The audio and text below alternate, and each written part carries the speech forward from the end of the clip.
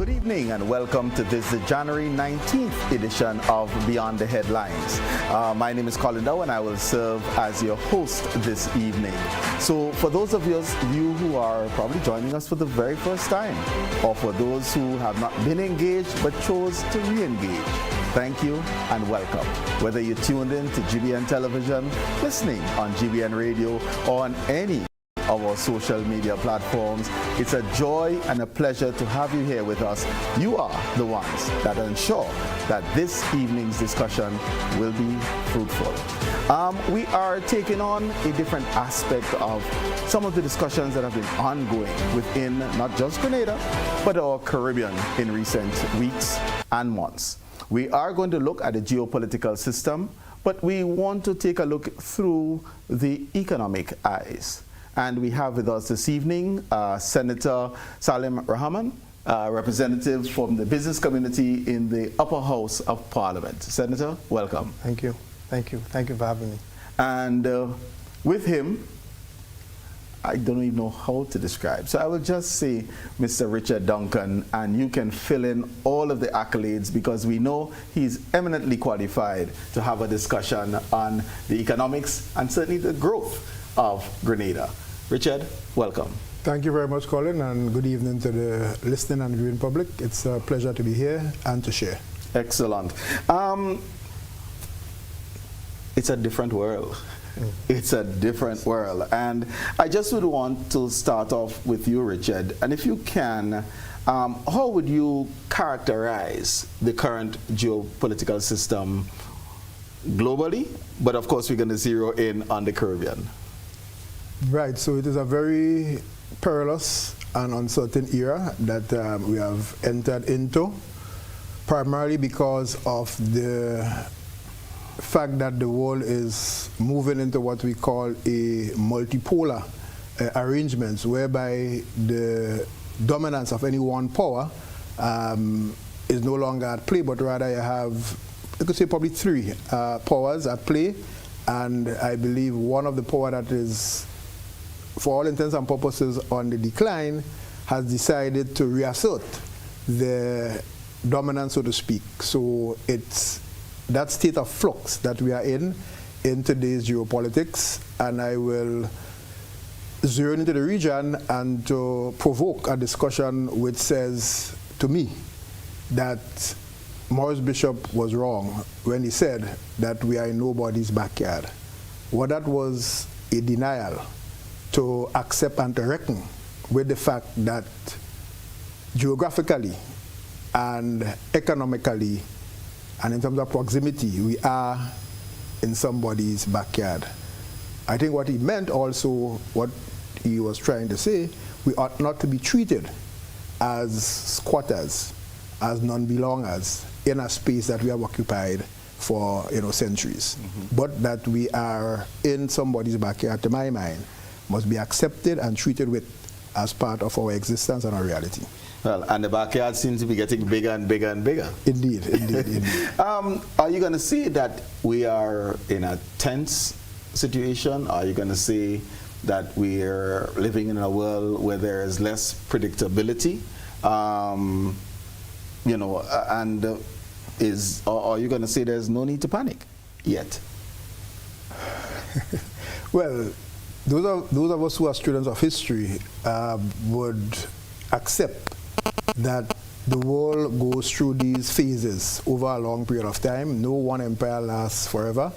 And when an empire is on the verge of decline, which takes a long time to happen, there are a lot of erratic, sporadic, irrational, things that happen within the sphere of trying to manage that decline. The question is whether or not we are at that phase now. Is it going to reverse? But what we are seeing in the region in terms of the ascendancy of the United States, if you look back historically, is nothing new. If you go back, how America was created in the first place was to conquer a land by the Europeans that were belonging to other people.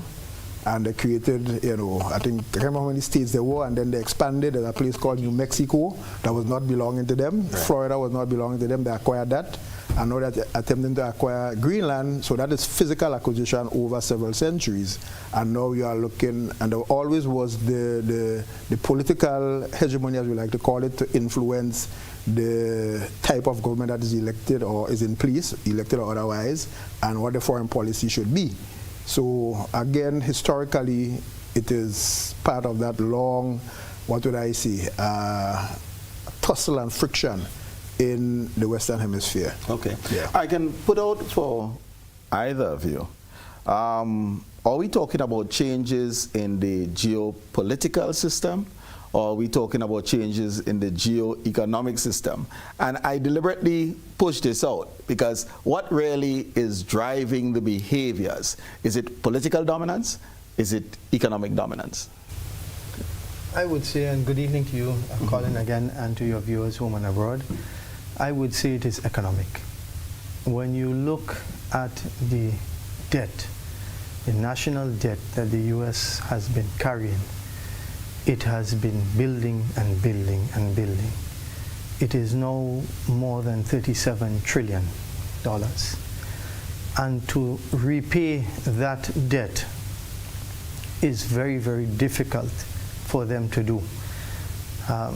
No government since the Clinton time, Clinton tried, and no government since his time has been able to get a handle on that debt, interest on the debt. And so the empire needs to expand. The empire needs resources in order to be able to continue to service that debt. And with the additional debt, more and more money has to be pumped into the economy to keep the economy going. We saw that with COVID. And when there is an oversupply of money, then inflation sets in. The money is devalued over time. What it cost to buy a car in the 70s is not what it cost to buy a car in the US today. So that is why we see an eye on resources in the world like we have never seen before. And this is not unique only to the United States. Mr. Duncan mentioned it. There are three vying for position, so to speak. And all of these are eyeing the world's resources, and the world's resources are finite. And they're not located particularly in their backyard. So we have to extend the backyard to make it so. And so it is economically driven. And then it depends on the nation that has the political will, because it could mean war, and who gets there first, and that sort of thing. And some of the things that we are seeing today, it's not that it hasn't happened in history before, it's that we ought to have known better and learned from experiences in the past. Well, and if history is our greatest teacher, probably it's the strategy that we're adopting. The question is, what are the lessons taken from history? And it may very well be looking at history that these decisions are being made. You know, whether we're looking, and the approaches, I think, is what I'm hearing you saying. We see flexing of some muscle and the acquisition of economic space by the United States. We see the flexing of muscle and the attempted acquisition of space by Russia. We see the flexing of muscle and diplomacy through economics by China. But all, I'm hearing you saying. Yes, also the control of rare earth elements Correct. by China, which is necessary for warfare. Right. So that is also a challenge, and that's where Greenland comes in and all of that. Right. Let me ask you, Salim, is there cause for worry? And if yes, what are some of the developments that we should be particularly mindful of? So the short answer is there shouldn't be cause for worry. And the reason why there shouldn't be cause for worry is because we are nobody's enemy. We don't pose a threat. Yes, we can be a victim to any major power, at their will almost. We have generally been friendly. I'll use myself as an example, a personal example. My father is a Trinidadian, born Trinidadian. My mother is a born Grenadian. My mother-in-law is a born Venezuelan. You see, we are people from the region. Mm-hmm. We have never been in conflict with the people of the region. So if somebody from further away comes and says that, you are not my friend, I don't have to believe that.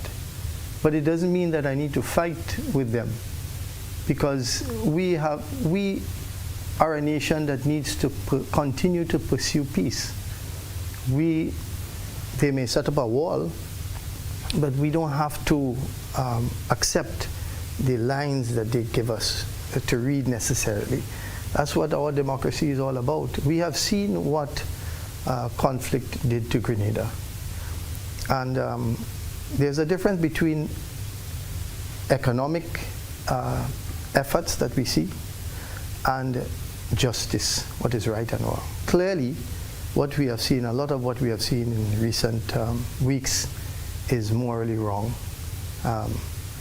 But is it economically beneficial for the one that is doing it, and even the country that has been affected? Perhaps in the long run it will be perhaps economically beneficial when you look at the Guyana example. Mm-hmm.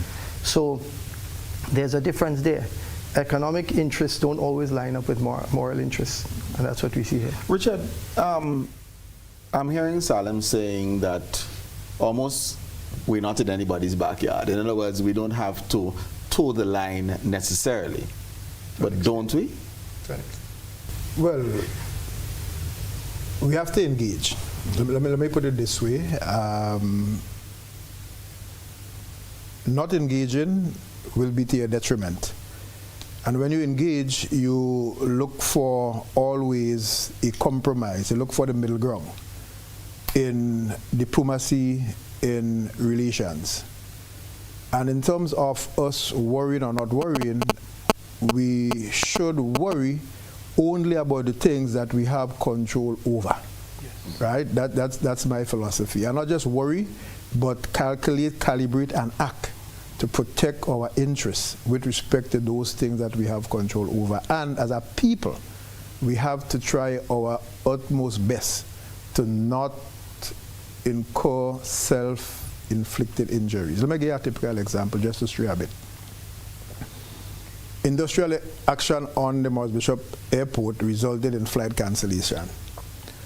No soon after that, the American closed down the airspace. You had control over your industrial relations. You did not do it well, and you hurt yourself economically. And then external forces further cripple you. We could go back to the industrial impasse with the teachers. Sick out, no games, no sports, nothing in, I think, 2018 or 2019. And then COVID come and say, oh, that's what you want? No sports, no school, no interaction. Well, here I am.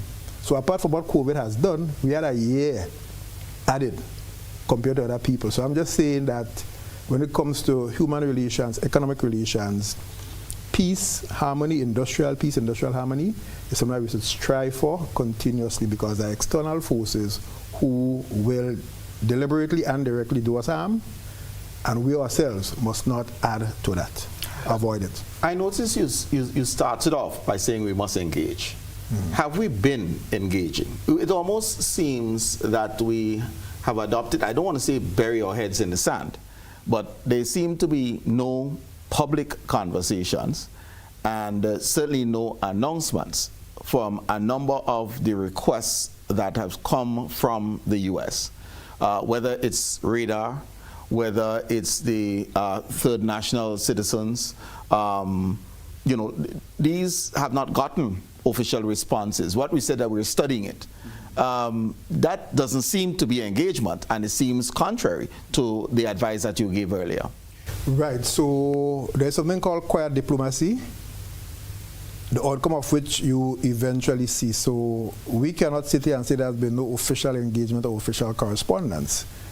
Maybe those have not yet been announced or leaked, but that is not to say it is not taking place in my humble view. So for example, I always tell people, many of the things that you hear about the CBI program, of which I'm the chairman, are things that we know and process weeks ahead of time. They come into the public domain.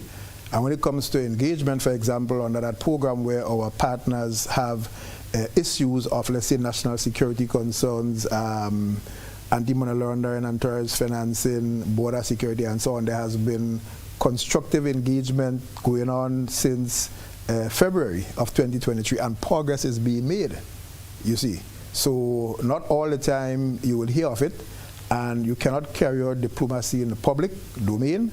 And I think it's up to the policymakers to select the timing, tone, and emphasis of that which they are prepared to disclose. Least you rub the other side the wrong way. And that's why most times you have a joint release, so that people say the same thing at the same time. Agreed, but shouldn't there be some release, some public engagement, rather than probably cause public disturbance, public concern, public speculation, which in and of itself can cause harm, because it may create a mood in country that can also rub this other side the wrong way.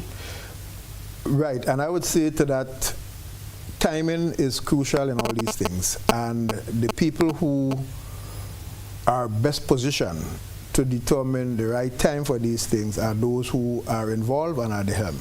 So, for example, you would see the timing of the leak of the Americans' request for a raid on Morris Bishop International Airport in October was a brilliant, well-calculated provocation. I call that provocation. The month that was selected, the time of the month, and the particular issue that was placed on the table. Right. The question then is, what do you do? Do you... Well, the question is, who leaked and why? Precisely. Right. And having consideration for that, what do you do then? Right. Do you now go and engage in the public based on what has been leaked, you know, with the timing and that kind of stuff? So again, as I say, the people who are the helm, they would know what's the best timing to do some of these things. What interests do the U.S. seem to be pursuing, and how are these linked to the Grenadian economy? I just want to bring it home to us now, because we're seeing a number of things, and some things we need to worry about, some things, as you have already said, we probably don't need to worry as much about. But what are some of the things that you see happening that we, well, certainly what we see happening, and how is that linked to us, and therefore we ought to be mindful? One of the things, from a macro point of view, that we see is a sort of division of CARICOM on issues. That's not good for us. We strove hard over the decades to have a unified CARICOM and unified policies. And a lot of these issues that we are hearing coming to the fore now, in terms of visa bans and restrictions, and third-party deportees and so on, third-country deportees. We should have regional policies for these things. It should be discussed at the CARICOM level, at least the OECS level, and we should have agreements, because we are weaker when we are not united on key positions like this, because it affects many of our countries in the same way. But is the divide and rule very prominent within our region? Because one may argue that when there was the threat of Venezuela taking 2/3 of Guyana, CARICOM has by and large been silent. They put out a statement which meant nothing really, but by and large they've been silent, and one can link that to the Petro-Caribbean dollars and the type of assistance. One can also argue that Prime Minister Besessa in Trinidad has a country to run, and she needs to look after her own interests as Prime Minister of the Republic of Trinidad and Tobago. So how do we juxtapose saying we need to be unified, but when our own is being pressured by who we perceive to be an external friend, we hush? So and vice versa, when in the case of Trinidad. So how we do that at a CARICOM level is that, if you notice, there's a pattern. If you notice that Guyana, Trinidad, and Suriname were treated differently from some of the other Caribbean nations, and you wonder why, right? So if you have privilege that others in the region do not, it means that therefore you have to assist the countries because others are taking a greater blow. Do you have privilege, or were you under a specific threat? And because you're under the guns. Well, they chose, either way they chose, and they chose in their national interest, above in some ways, above the collective interest. And what was Guyana to do? Well, Guyana has already been in the oil industry, oil and gas industry. So they can't do anything now. They already have contracts.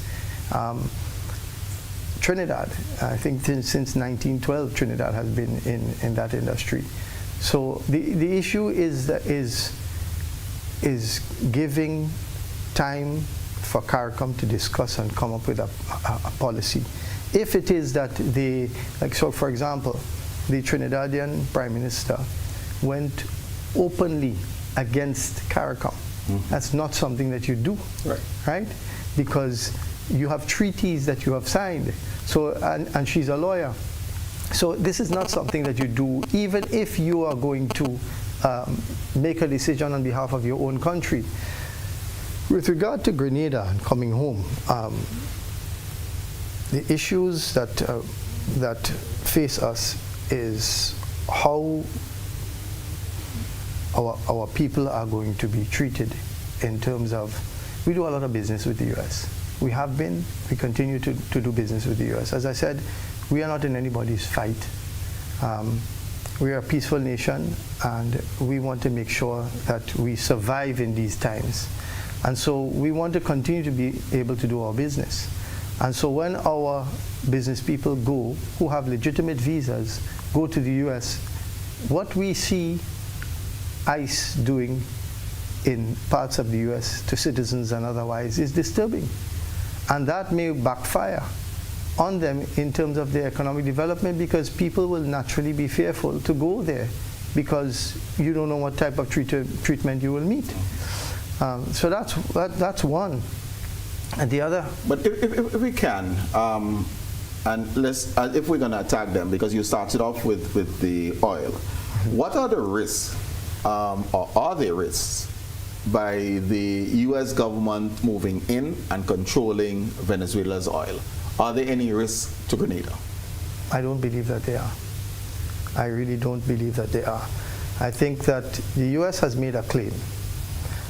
And the claim that they have made is that the contracts were not honored, and it was unfairly taken away from them by regime change. Right. Bear in mind that regime change under Chavez was very popular amongst the Venezuelan people. Right? And that's the U.S. and we believe in democracy. Right? So you don't decide on democracy when it suits you. But nevertheless, those contracts were taken away. Okay, you can say that you were treated unfairly and that you need to be paid according to your investments, because company, from an economic standpoint, companies make billions of dollars. This is not a store. They invest billions of dollars in these industries. So the claim here is that the compensation was not appropriate. I think that's the claim I'm hearing. So they are looking for their compensation now. So they're looking for a friendly government that they can continue their contracts. They can support the America First ideology, and Venezuelans will be better off. It may well be so. It may well be so, because I don't know how it would be possible for them to run Venezuela when they are outside on ships or in another country, right? And the Venezuelan people are strong people.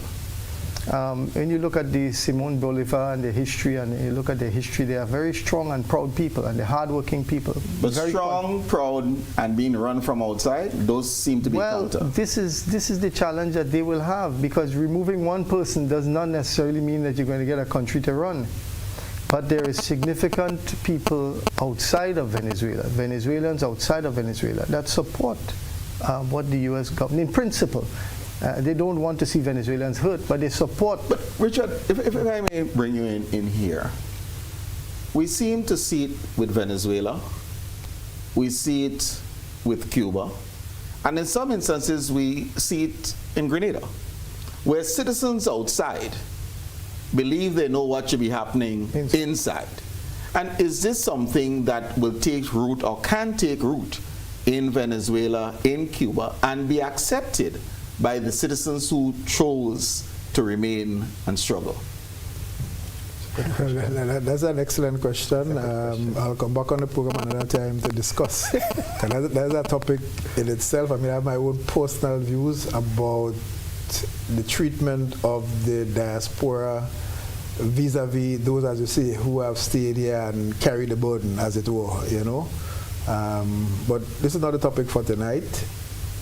Suffice it to say that with these diaspora, you know, spread across the world, they do have influence, they do have economic, you know, interest in Grenada. Some of them stay abroad, they invest home, they support families and stuff like that, and they believe that they have a right to have a say. We see in our own electoral politics where both parties are looking to bring home the diaspora to help influence the outcome of the election, and there's nothing wrong with that because you are a Grenadian and you have an interest. So I would not, you know, argue one way or next. Now, in terms of Salim's point and the U.S. having lost economic interest in Venezuela, I'll be damned if that's Venezuela, opinion, by the way. Mm-hmm. Pardon? That's their opinion, by the way. Right. Yeah. But I'll be damned if Venezuela is not a member of the International Center for the Settlement of Investment Dispute. Right.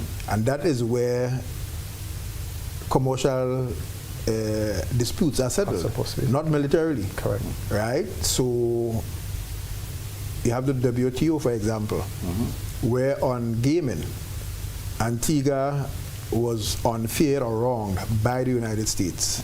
They went to WTO, Antigua won. Multiple times. Well, that's the point. The United States appealed, Antigua won. And they are yet to settle Antiguans. But So in the same WTO, the EU was brought to by the United States to deal with our banana industry. Correct. So it is a regime that they're familiar with, have utilized, Right. but do not always adhere to the judgments. And I think that is the difficulty, right? It is the hypocrisy in democracy that I think unsettles a lot of us who believe in the process, who believe in the rule of law. The rule of law must not be for the convenience of those who, you know, participate in the process. You know, they should be applied, you know, consistently and be respected. We saw gas prices going down. I think we're all grateful for that. You know, yesterday when the new prices came through. Is this a trend? Because we're now in the winter season, certainly in this part of the north.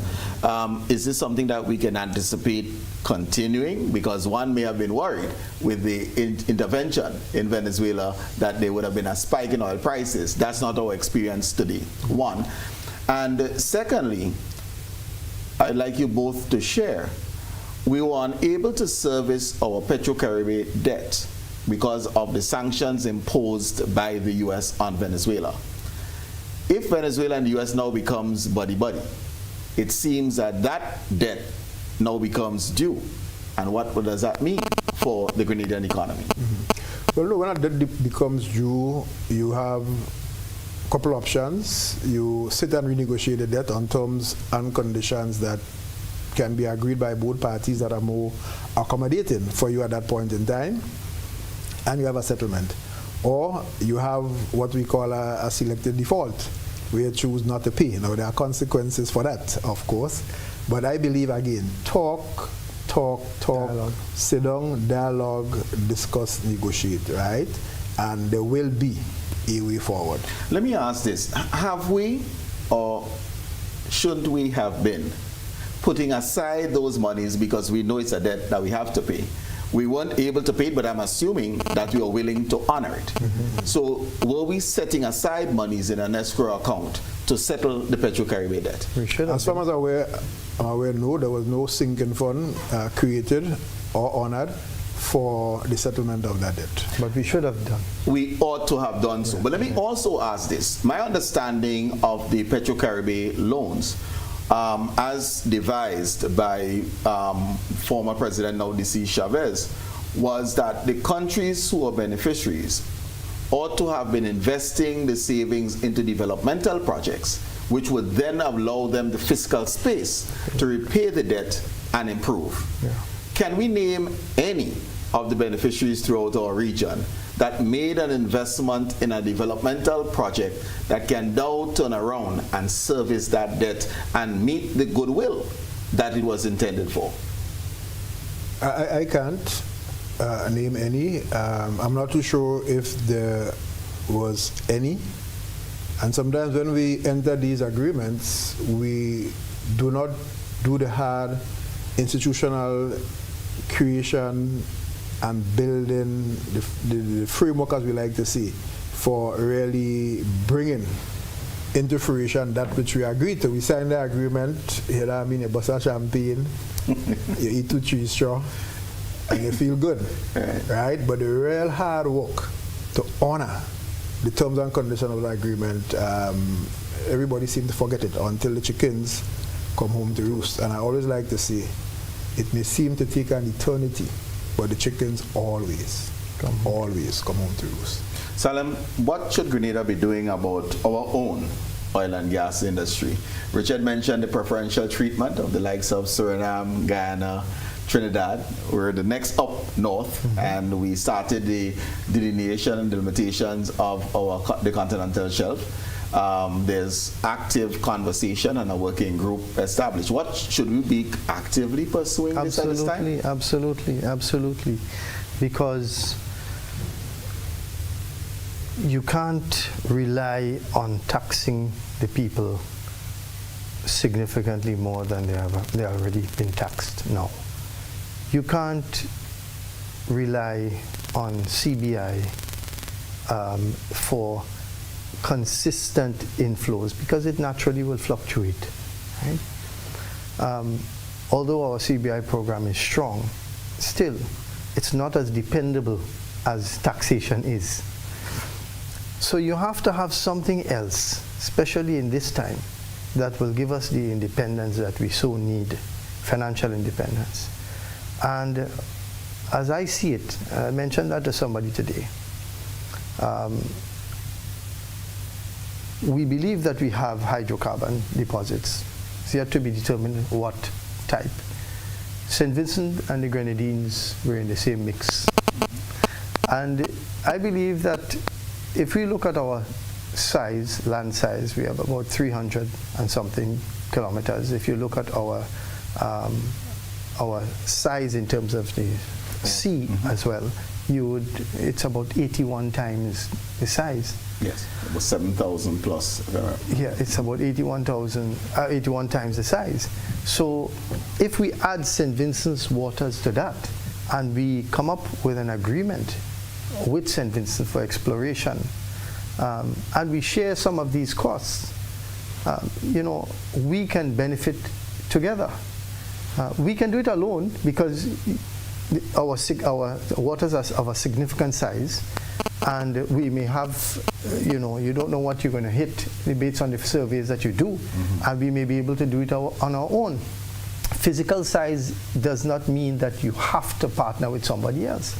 But if there is more water and it's a bigger geographical space, perhaps there may be more to explore.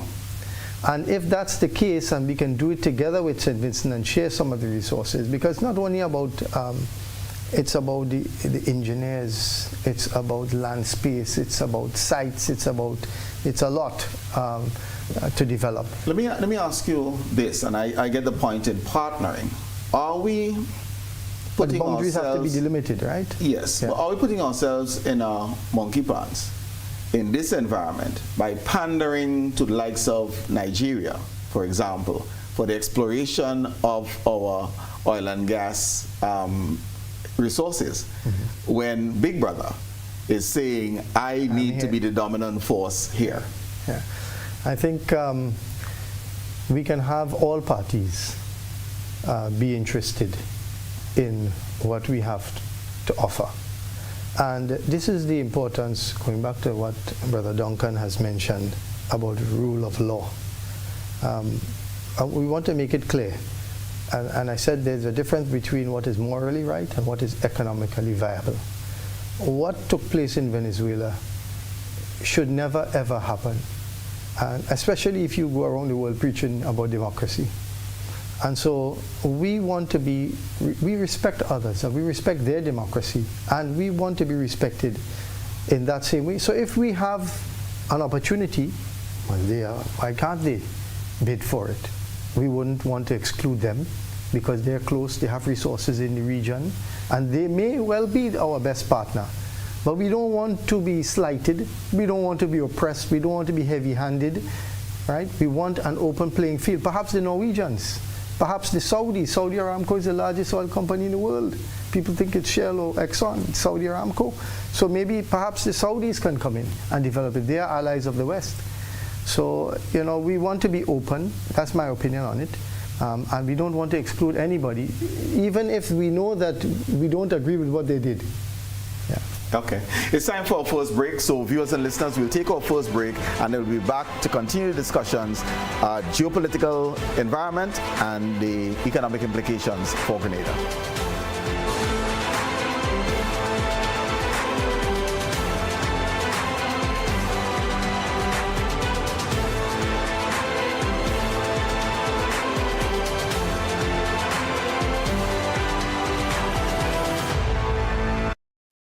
Whether you're refreshing a bedroom or giving your home a bold new look, the Color Shop has the perfect paint and tools to make it happen, inside and out.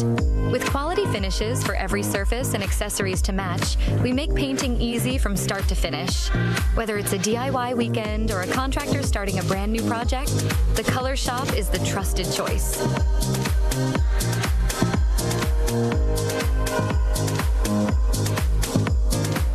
Sunrise Diagnostic Center is the place to visit for your medical laboratory test, ultrasound, X-ray, mammogram, ECG, and ultrasound guided and bone density test. Also available are COVID PCR and antigen tests. Most results are available within 24 hours. Sunrise Diagnostic Center is located at number 9 NS Building, Melville Street, St. George's, with sub-offices in Grand Anse, Wall Street, and Grenville, St. Andrew. Visit Sunrise Diagnostic Center today at any of their offices or call 440-3709 or cell phone 415-9522. Asian Spa and Wellness Cafe, nestled in the serene surroundings of Le Phare Bleu, Calivini Bay, St. George, is the perfect spot to unwind and relax after a stressful event or when you wish to spoil yourself in the most comfortable and relaxing atmosphere. They offer many different massage modalities, including thigh hammer, washer and cupping, signature thigh deep tissue massage, also facials to depuff and tighten pores, deep cleanse full body, hair and nail treatments and more. Take a walk down to the cafe for authentic Thai breakfasts and delicious traditional dishes. Choose from our special mixed drinks, both hot and cold. Opens daily. Visit Asian Spa and Wellness Cafe today, Le Phare Bleu, Calivini Bay, St. George, because you will not regret you did.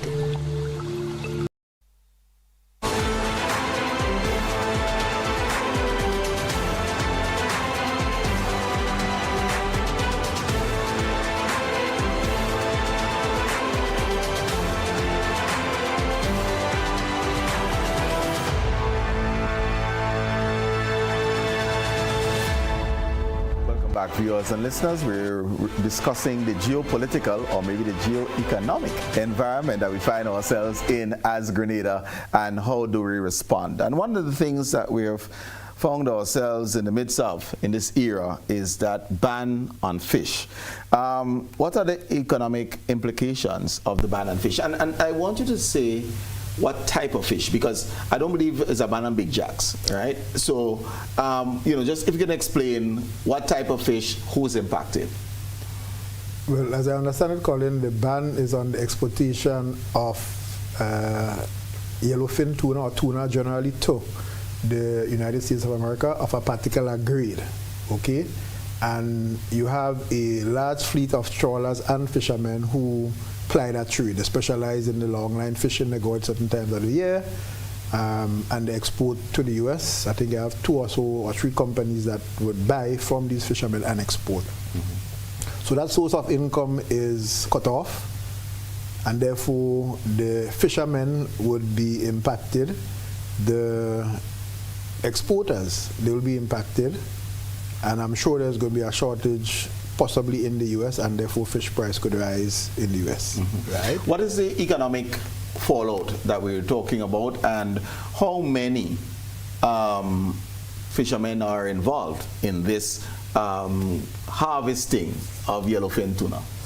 The economic impact is significant. It is and has been a thriving industry. We're speaking about millions of dollars. I've been speaking to one of the vendors who sell into the U.S., and he has told me that the U.S. market is the market. Those were his words. It's the most lucrative market.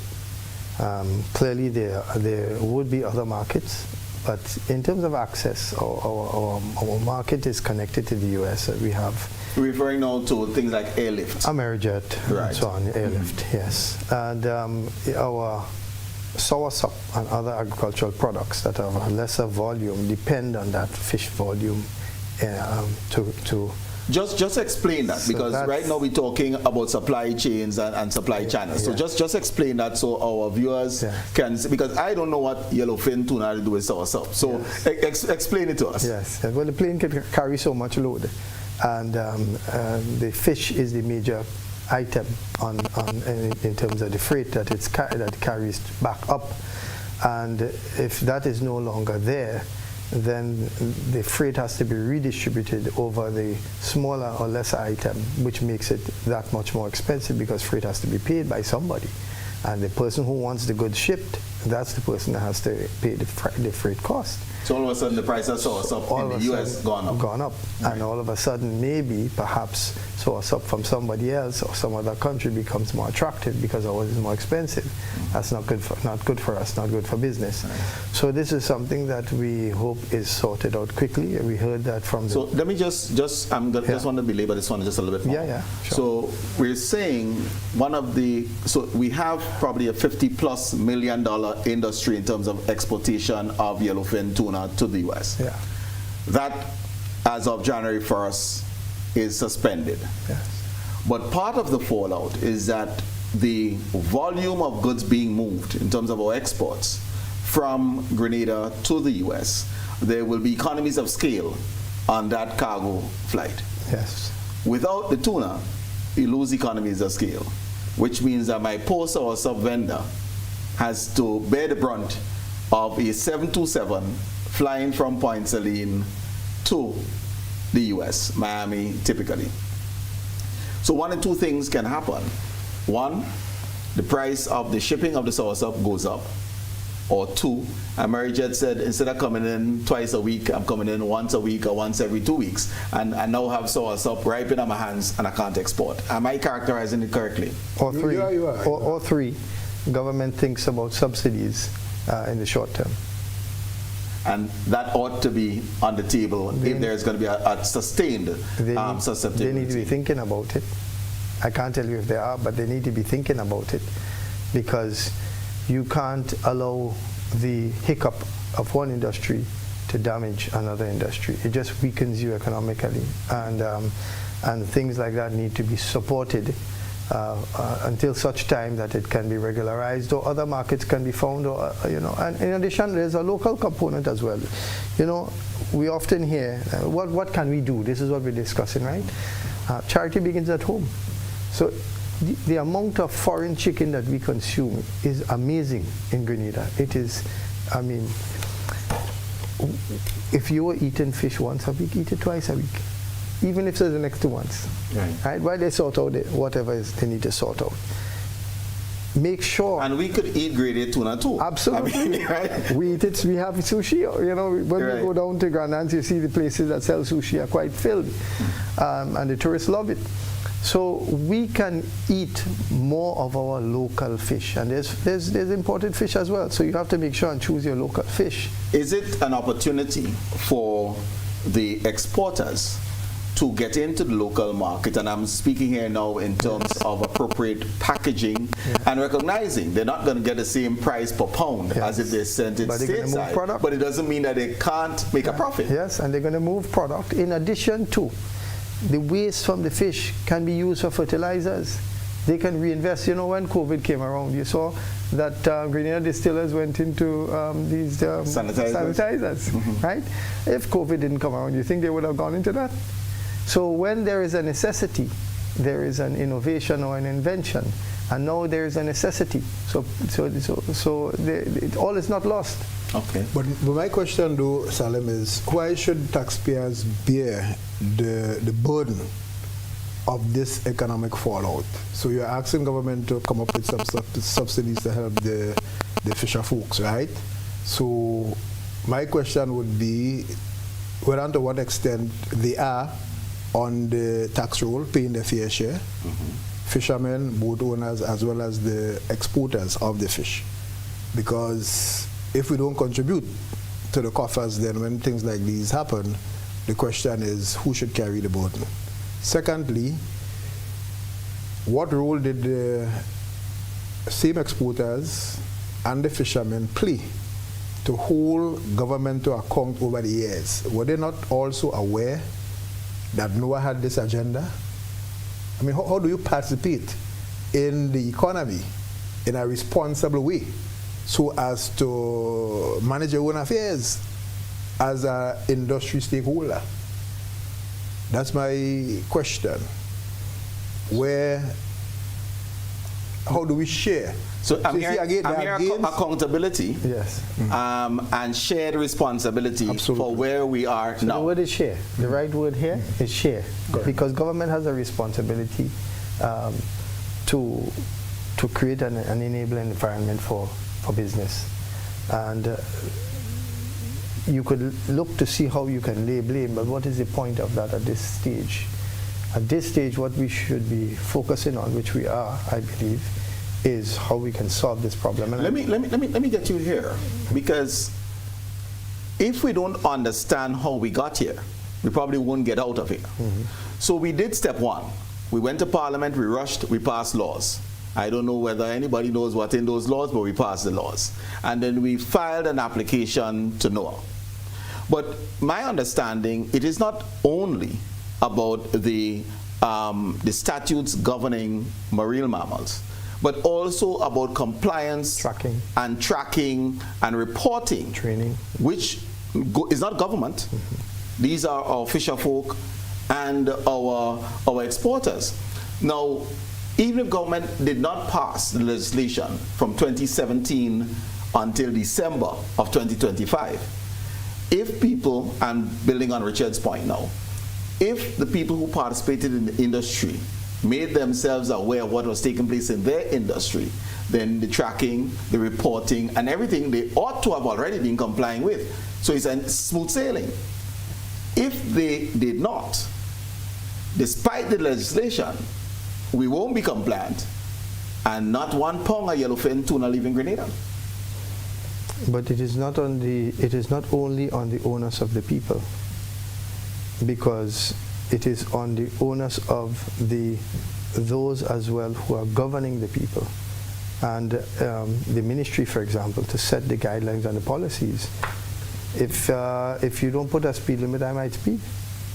And I might drive at whatever pace I feel like. If you don't have, you have rules and you have laws, and still you have taxation, and still some of it is not followed. But let me challenge you. Allow me to push back a little bit here, Salim, because I am exporting fish to the U.S. Right. The U.S. is the market, Yes. end of quote. Yes. The U.S. has these rules, but my government not enforcing those rules. Do I pay attention to my export market, or this government are not bothering with fishing? The fisherman is mostly concerned with going out and fishing and catching the fish. Correct. And selling it and making his cash. And he's been doing that, and he gets so comfortable with that that's his lifestyle. So he figures that this is something that is a given, that is in place, because the company, every time he come buying, he's like nutmeg. Right? Every time you come with your nutmeg, they're buying your nutmeg. Every time you come with your fish, they're buying your fish. Yeah, but Salim, let me step So in here. does that mean that there is no onus on him to figure out more about what is required in his industry? Of course it is his responsibility. But at the end of the day, what has happened has already happened.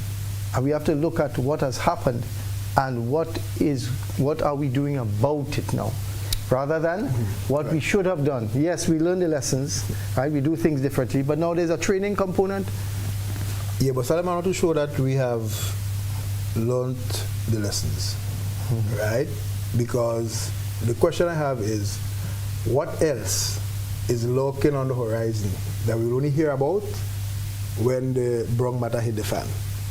So this fish ban, to me, is a classic case of bureaucratic incompetence, plain and simple. Politicians come and politicians go. Permanent secretaries are permanent. Correct, yeah. So I agree with whoever drops the ball along the way, to me, we have to be brutally frank and ask, okay, this isn't fishing. Is there anything in banking? Is there anything in tourism? Is there anything in other aspects of agriculture that we need to be putting in place and paying attention to? So the people who benefit most, right, are the ones that are supposed to be stepping forward and lobbying the government and keeping on top of things and have the bureaucrats do their work and have the policymakers pass the policies. Government role, I would suggest, is to incentivize, facilitate, regulate, and stimulate. But the private actor who obviously benefits from all of this, what is his role? So when they simply sit and milk the system? When the regulation came to government, who came to the fisherman or it came to government? When the regulation came from NOAA, who did it come to? Did it come to the fisherman or it came to government? But no, it's a systemic exporter is an ecosystem. Yes. So you cannot I agree. Say, exactly. I agree. But what so I'm you saying cannot to you, tell me that the exporter of fish who is making say $50 million, right? And oftentimes in the supply chain, the man in the end reaping the benefit. So you are saying to me that you have a multi-million-dollar industry at which you are at the top of the food chain, and you do not know what are the risks. Which government are sharing, by the way? Again, well, of course, because they're incentivizing, gas is being subsidized, tackling is being, they're playing their part. Right. So I'm saying to you, you're top of the food chain, you do not know what the risks are, the threats facing your industry, and therefore could position yourself to have the government do what they're supposed to do to protect your livelihood. One of the other things is that because if grade A is what is expected, you know that the exporter refuses fish that aren't catch properly because they can't export that. So they do enforce regulations. Some things, yes. Correct. Yeah. And hence what I'm hearing from Richard is that they ought to broaden their perspective so that their industry could have remained intact. But let me also just ask this, just unprompted, and you can respond. Yeah. How do we go about making that cultural shift? Because as you said, fisherman from time immemorial, he go out, he catch a fish, he bring it to the exporter, they buy it, he put the money in the money bag, and he gone. How do we get that cultural shift for the reporting and all of the other things that are necessary for it to move from sea to Amerijet and on U.S. tables? This is a national issue. This is not a now issue. This is an issue that has been, the kind of thing that, you will just receive handouts and things will forever be nice. And when election time comes around, you could vote for me and I could take care of things and so on. That is how, instead of working for what you want and working to develop your industry, I'll give you an example. My profession, prior to being a representative of the private sector in the Senate, I'm in the automotive sector. And I played an integral part while I was at the Bureau of Standards, in raising the bar as it relates to tire standards for Grenada, making sure that we had the same standard as the Japanese, making sure that if you were to bring in a product, a tire into Grenada, that it had to meet certain standards, right? Whether it was the European standards or the American standard. And so I agree with you that people in the fishing industry, especially those in the private sector who are buying, and they are the main players, they should have looked into that. But at the end of the day, it is a failure on all, because you made mention of the PSs being permanent, right? And so now we have this issue before us. Is it just the fact now, with all these, what goes through my mind, with what's going on today, is it just that? that if we meet those requirements, it's going to be back as it was before? Or is it going to be used as additional leverage in a negative way? And this is a concern of mine. Well, let me say on a popular program, don't go there. What do I mean by that? Self-inflicted injuries are what they are. To me, St. Vincent was on the ball, they did what they had to do.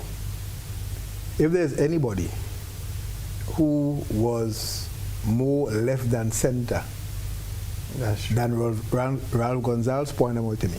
Yeah, that's true. He was not banned. Yeah. Are you with me?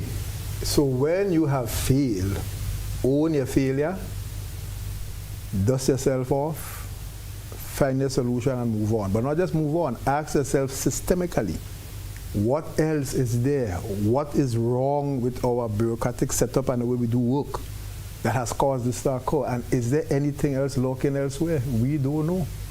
So I'm just saying, I'm not seeing this as punishment. I'm saying we have failed after extensions and so on, and it is what it is. Let us fix, let us cure and move forward. All right. Let me just move on to our travel advisory. And what are the implications of the downgrade of the travel advisory by the U.S.? What do you anticipate, Salim? What are you hearing from your folks, in the tourism industry, in the service sector? I am not hearing that there's any significant impact. I have seen social media posts, and I am seeing that people from different countries are saying that I can't wait to visit Grenada again. They don't agree with what is being the official line. And we notice also that government put out a statement on that.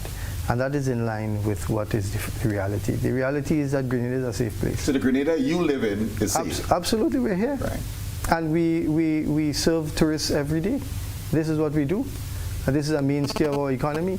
So it is not the reality on the ground. That's what it is, to answer plainly. Yeah, well, I would say it's what we like to call a storm in a teacup, right? The reality is this. So we looked at some numbers. I pulled some numbers, right? So let's say for cruise passengers, the advisory went out on the 5th of January. So the question is, how many cruise calls have been cancelled since then? 0. Yeah. On those calls, how many passengers did you expect to disembark? And they stayed on board because they're afraid to come off because of the advisory. The information I have is that no impact. We then ask, what is the level of cancellation since the 5th of January? And is that level of cancellation comparable? Because people always cancel for different reasons as well. Again, you're talking silver visitors now? Silver visitors now. So the answer is nothing to write home about. But what's interesting, right? The Americans do not care if we kill each other in Chantimel, in Calivini, or wherever. That's fine. The issue is, so we have a low crime rate all around, but if you have a spike in crimes against American visitors, that's what they're concerned about. Right. So the question now is, look at the levels. So Trinidad has been at a level 3 for the longest while, and yet still their numbers continue to increase. The science or the data suggests that with a level 2, there might be an initial knee-jerk reaction, because level 1 says proceed with caution, level 2 say increase your cautionary measures, level 3 say reconsider your travel, level 4 say do not travel. And when they reach to 3 and 4, that's when there begin to be some kind of impact. Level 2, no. So again, we had in February of 2024, unfortunately, a yacht was hijacked. 2 Americans lost their lives. Was there a travel advisory? It remained at level 1 in Grenada and at level 1 in St. Vincent. Are you with me? And the numbers continue to grow. So the way we interpret this thing has to be, pretty measured and balanced, and therefore, as I say, the data does not suggest. And I'm also hearing that we ought to behave responsibly as citizens and don't amplify something that doesn't really exist. In terms of our social media posts, etc. And without calling out our CARICOM neighbors, I would say Jamaica continues to do well in tourism. Well, Colin, there's something called self-heat. You know that? Right. And in Grenada, to me, self-heat is prevalent. Where you just want to do harm to your own self, your own country, right, without just cause. Again, the data for Jamaica is the same thing. Right, they're at I think a level 3 now because of the hurricane and the descendant and so on. But broadly speaking, they're brought back to level 2. There you go. Right, that is true, and you see the numbers continue to grow and so on. So again, we just need to be, interpret these things for what they are, and know that there's, from the data and the history, no serious impact or implication. So the psychology behind it is what we have to be careful about. But on the ground, absolutely nothing to write home about, as it were. However, it also says that crime prevention and crime management is to be taken seriously at all times. Right? The murder at sea with these 2 people, no downgrade. I think in this last case, you probably had a rape case, a break-in, a mugging, probably 3 or 4 incidences that have been reported. But then there might be other cases that we don't hear about being reported, but the U.S. Embassy here might be aware of, and in particular you have the large population of SU students who are Americans. So if they are impacted, they might be monitoring that as well. I don't know, but by and large, I would say a level 2, for all that we know and see, is a storm in a teacup. Excellent. Yeah. It has a lot to do with education as well. Has a lot to do with education of our people. Tourism is our main product, as they used to say, is everybody's business. So it has a lot to do with education and how you treat the tourists. Barbados does a good job at that. And we can learn a little bit from them in that. And they're not Grenadians. And they're not Grenadians. Yeah, and the last thing though is that the blemish. So while the numbers would not be impacted, your brand has been blemished. Right. Because as a pure Grenada, Spice of the Caribbean, whatever, you really don't want that kind of advisory and media on you. So the Board of Tourism obviously has to push back and try to repair the blemish on the brand and ensure that things on the ground work out in such a way that the restoration of a level 1 comes in short order. Okay. Yeah. All right, it's time for our second break. So viewers and listeners, we'll take this break, and when we come back, we grapple with the implications of third country nationals visiting Grenada. We'll be back shortly.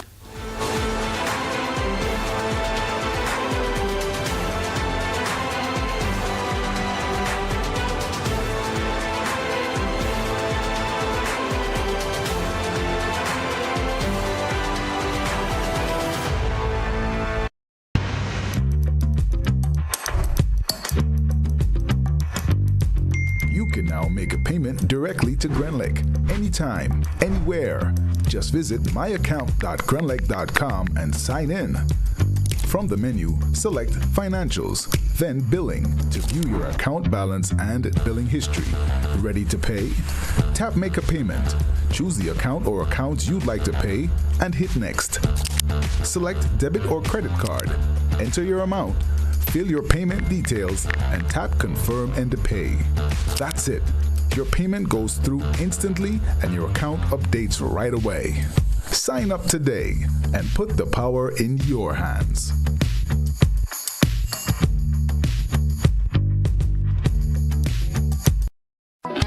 The Grenville Cooperative Credit Union introduces its new digital platform, managing your finances at any time from anywhere.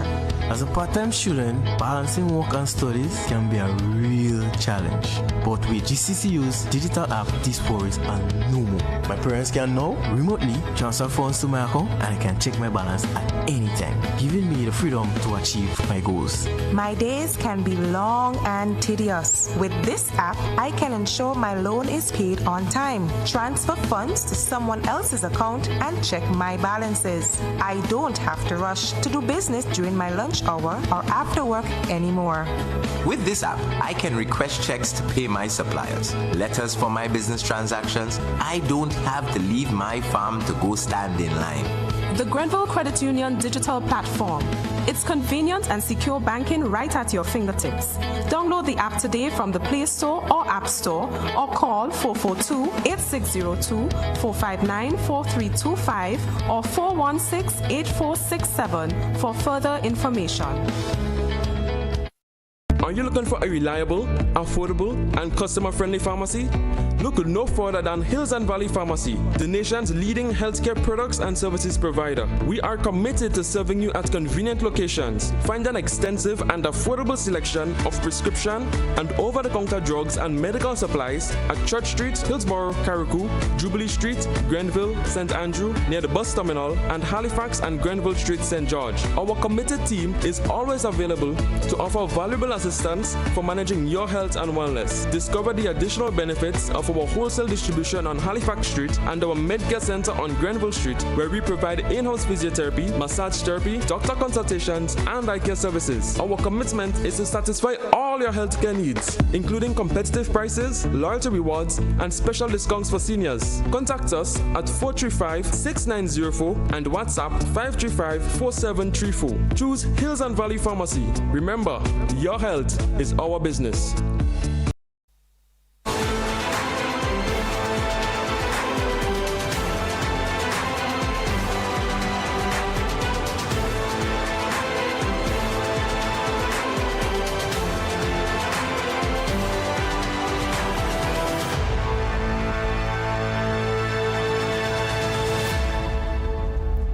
Viewers and listeners, and we're wrestling with the geopolitical, geo-economic circumstances within our Caribbean and certainly within Grenada, and how should we respond.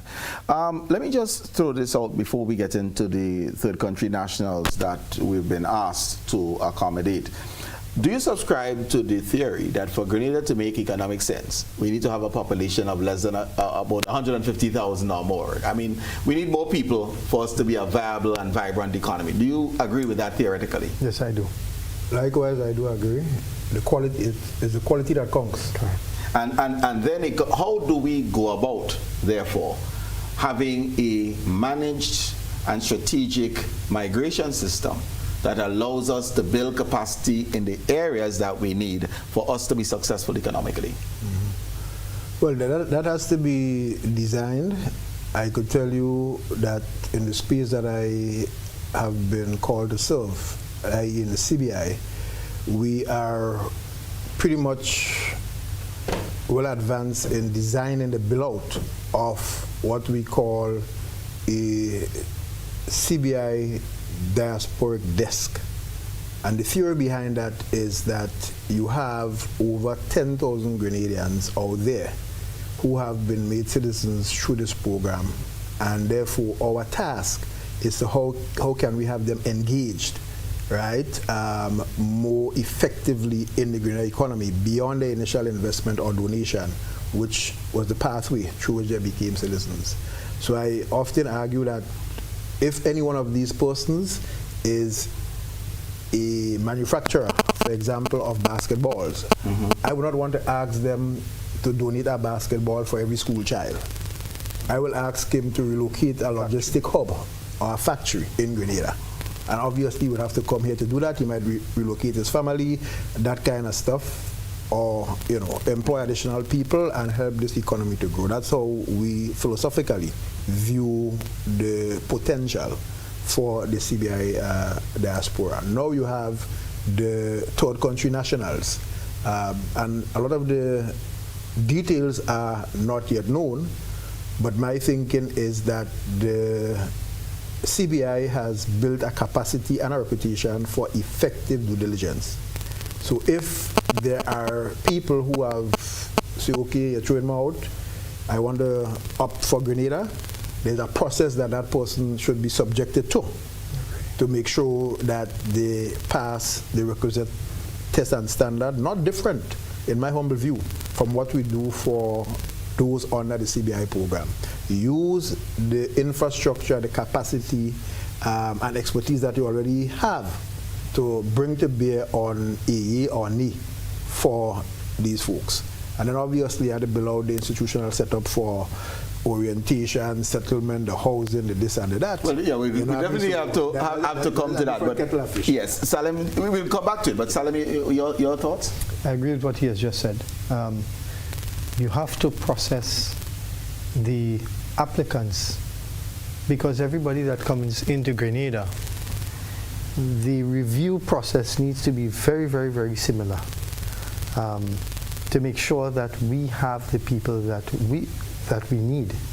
We want a more robust immigration system in Grenada. We need to have more consumption in Grenada. And to have more consumption, you need more people. But we don't just want you put people on a plane and send them here. No. And if we get in to look at it, God Almighty doesn't present opportunities the way you want it all the time. And if it is that we look at this as an opportunity, then, and we review this early enough, then we can choose who qualifies according to the criteria that we have and that we need for our economy. And so the same thing that we did with CBI, we need skilled, as a matter of fact, it's a Caribbean problem. Well, and what I was about to introduce is that the OECS has made the decision, the heads, to go about the engagement with the U.S. on third country nationals jointly. Is this a good thing, one? And two, have we just thrown up another bureaucratic barrier or hurdle that will delay and frustrate the U.S. that can have consequences? No, I think it's a good thing.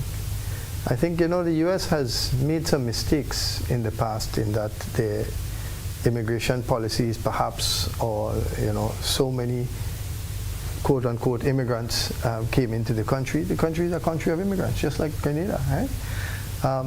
It was built by immigrants.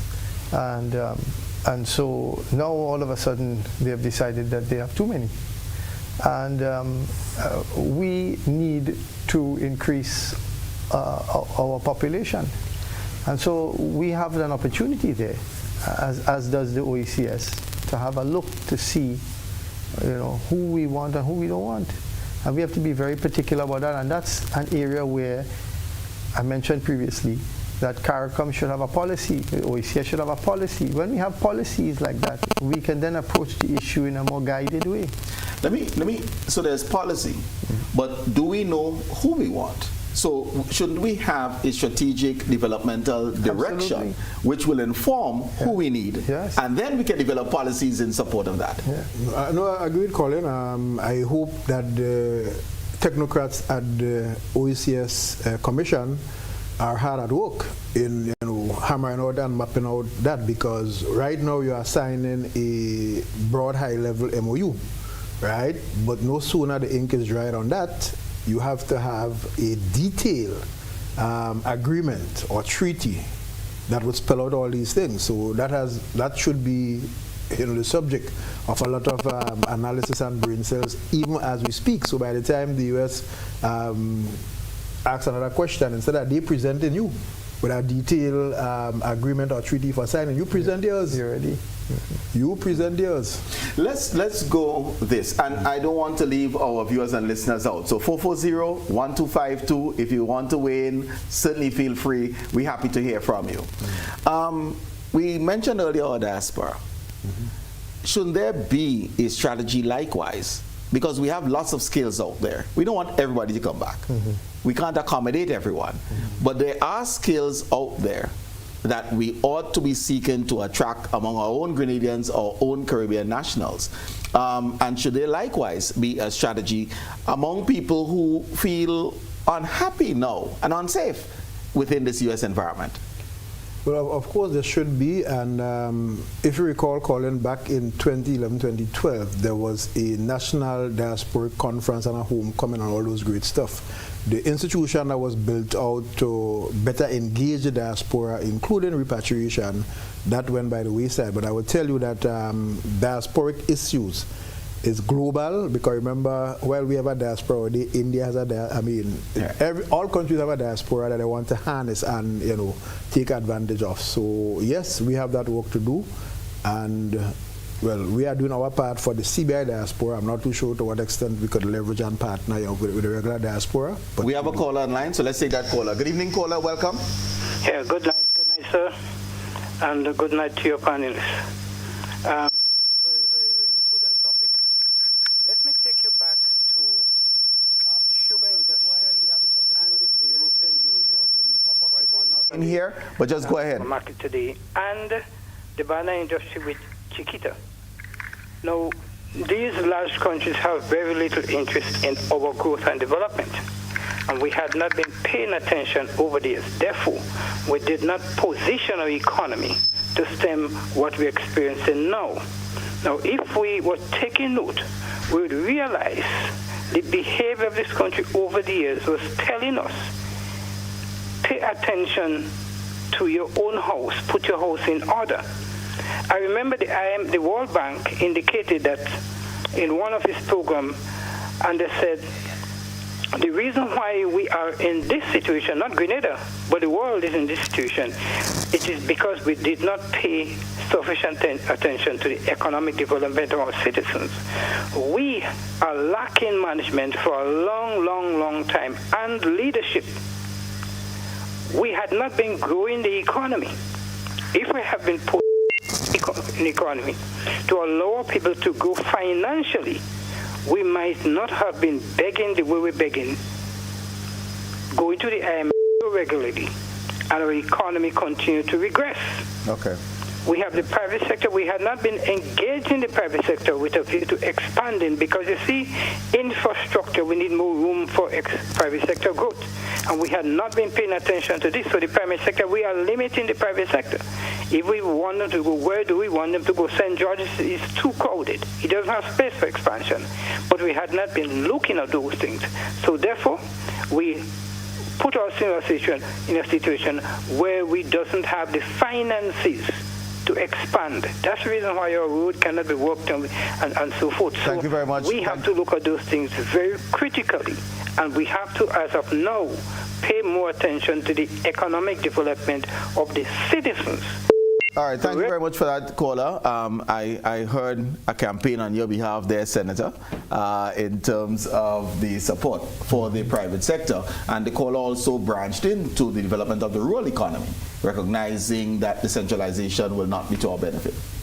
I have seen a change and a shift over at least the last few years in terms of development throughout Grenada. There's no country anymore in Grenada.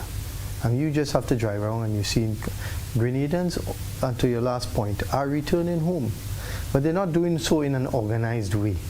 They're doing so perhaps because of the geopolitical tensions, perhaps they just want, they've made their money and they want to invest back home, and they're building their homes. I know a few Grenadans that are doing that, and several have told me at my age, who went to school with me, that they bought land already, and they're ready to build. They're looking for a way to come home. But so, I think what we want, and what I heard from the caller, yes, return home. Some of the challenges in terms of returning home is the lack of our health care. But we want them to contribute to invest and contribute to our national development. Yes. But there's another caller online, so let's take that call. Good evening, caller. Welcome. Hello. Good night. Yes. Can you tell me which supermarket you can go and get a proper fish burger and go back to the fish? Everything is chicken and beef burgers. We have a lot of fish shipping out and no burgers at any supermarket. So check that out. Thank you very much. Thank you very much. So there's a market. Mindset. It definitely is a mindset. Yes. We still, 90% of the chicken we consume is still imported. Yes. And we have a lot of yellowfin tuna to deal with. So we better. In some countries faced with this situation, there will be abandoned chicken, You eating fish until the ban is lifted. And the question is, even if we don't do a full ban. But we're not in that, what will I say, psychological space where the state could see, guys, this is a national problem in a particular sector, let's band together and save it. We're not there yet. But I would tell you, funny enough, I went to a restaurant for a meal. They were all in the New Year, and there was no fish on the menu. I'm telling you. Maybe the fishermen didn't go out because of the ban. We have another caller. No. You couldn't buy grapes and apples in Trinidad at one point. Guyana as well. In the 80s. Good evening, caller. Welcome. And for callers who are calling in, please listen on your phone. Ignore the television once the call is picked up. Go ahead, caller. We're waiting on you.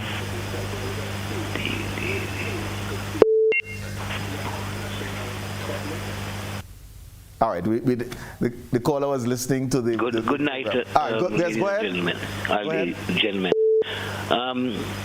I want to satisfy with a lot of things that you all said there tonight. I think he was on the right track. What I concern about our position in marketing Grenada over there. For instance, your source up could get leaks, and we haven't seen any much development coming into it. So I think we need to. Government need to put some more structures into there. For instance, you have this citizenship situation that could have some problem. Okay. So I don't know, but I think we need to some more structure in place. All right. Okay. Thank you very much for that, caller. So I'm hearing support, support for the soursop farmers. And while the caller was talking, I know we are challenged now with our cocoa processing. Whether it was beryl that put a shortage on the raw material, but at least one of the factories were challenged in terms of machinery and have been off the market for quite some time. So just to stick up in with regard to what the caller just mentioned, there is TTMA. There's about 23 businesses here now from Trinidad, and many of them are here for a week, and they're having a series of meetings with different businesses across Grenada. Trinidadians want to invest in Grenada. There's one particular gentleman that I met with today, and he wants to invest in agriculture. He wants to purchase avocado, mandarin, many other products at scale. And these are the types of investments that we need to look for in Grenada. And so it's a matter of lining him up with the right people, I think, which is being done this week. So there are things in the works. These people from TTMA, Trinidad and Tobago Manufacturers Association, are here, right.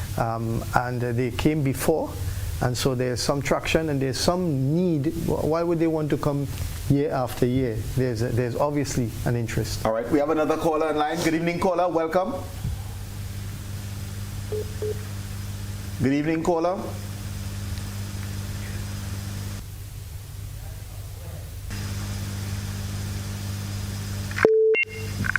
Go ahead, caller. All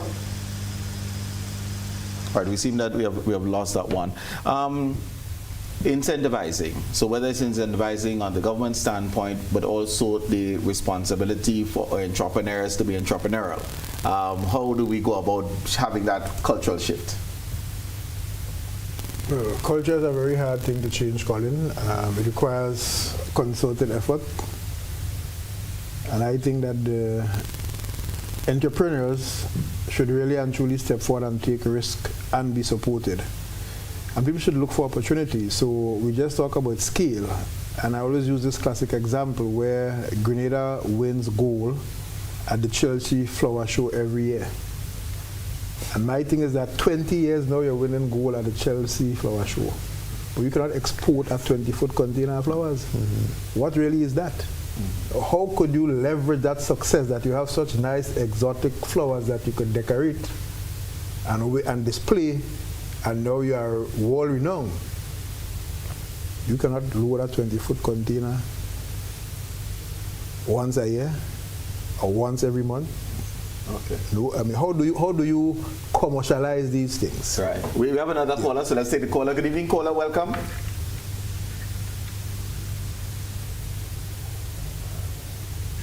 Yeah. Good evening, Richard and Rahaman Chesapeake here.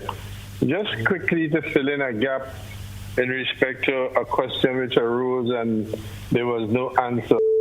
To the best of my recollection, Dr. Gonzalez was one of the few states as a beneficiary in St. Vincent of the Petro-Carib that did in fact set up a specific fund for servicing that debt, and in fact was up to date.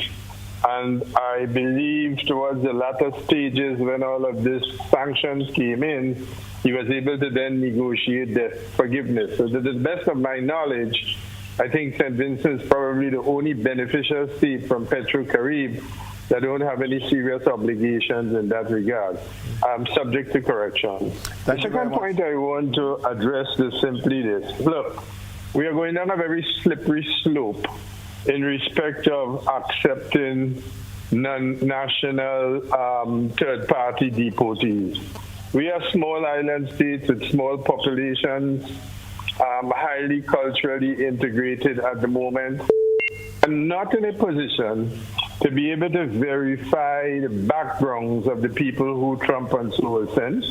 Trump will pack people on a plane and the plane will arrive in Point Salim.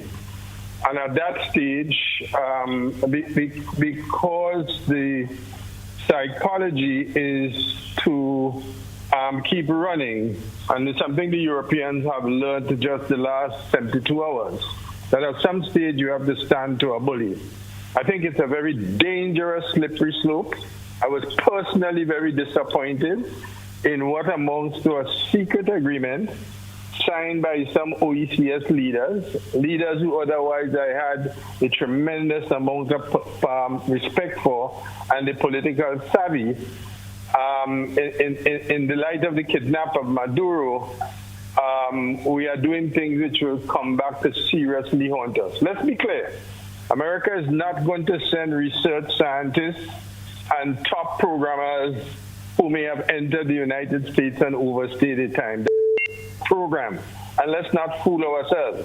This is a racist construct meant to make America great again.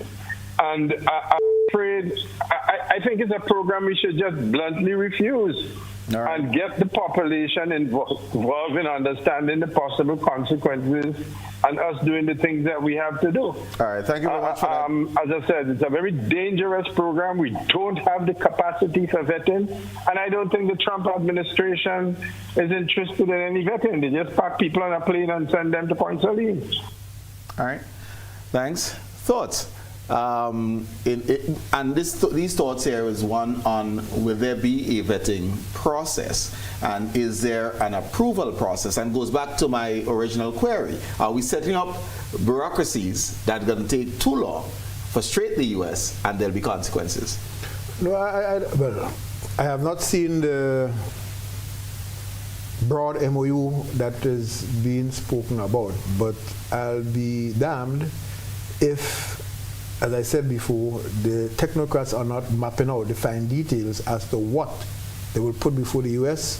in the form of an agreement under which we are entering this thing. And if you already have mechanisms in these islands that allow you to properly vet people under these CBI programs, that mechanism, expertise, and skills need to be brought to bear on a program like that. It should be no different in terms of the application, the documentation process.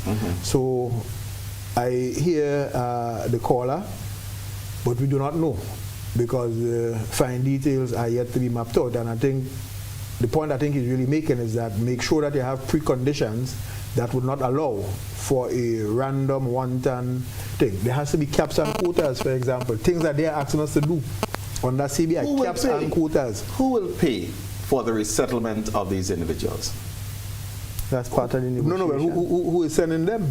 That's part of Are we comfortable that is a given? Well, again, that's part of the process, part of the negotiation. It is logical. The question is how much? Correct. But the individual won't pay for themselves. And let me tell you, some of these people, as well, the caller is saying that could be all kind of people.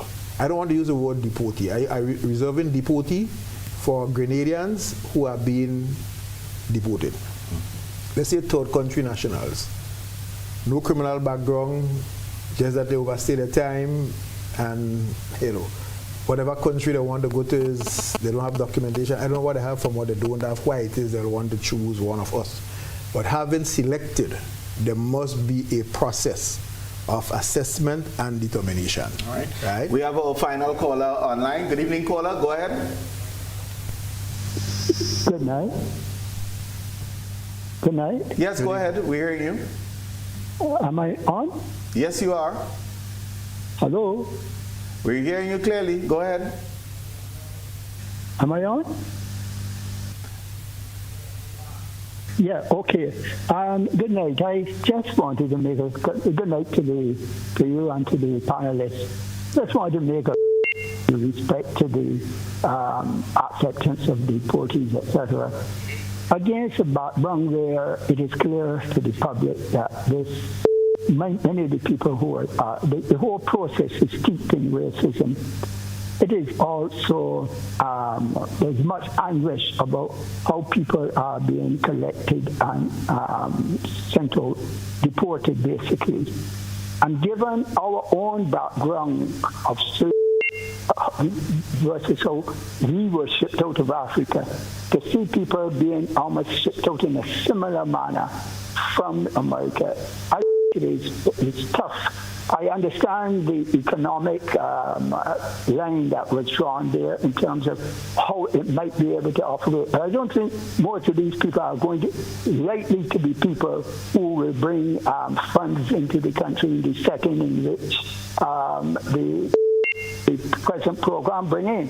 And so I think this is a program that we have to be, there's a deep morality and a history that we have to think about a lot before we accept people and from in this type of setting. And I stress that the setting in which the whole process is being undertaken. Thank you. Thank you very much for that, caller. The setting is important. Absolutely. And the previous caller said it won't be research scientists, etc. That may be true. Mm-hmm.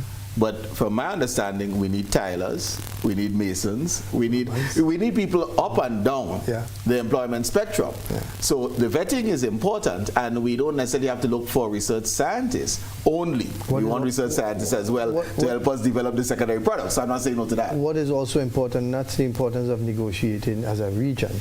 We could say, okay, we want to retool these people, reskill these people, and if you would pay for it, we have programs that we are developing here.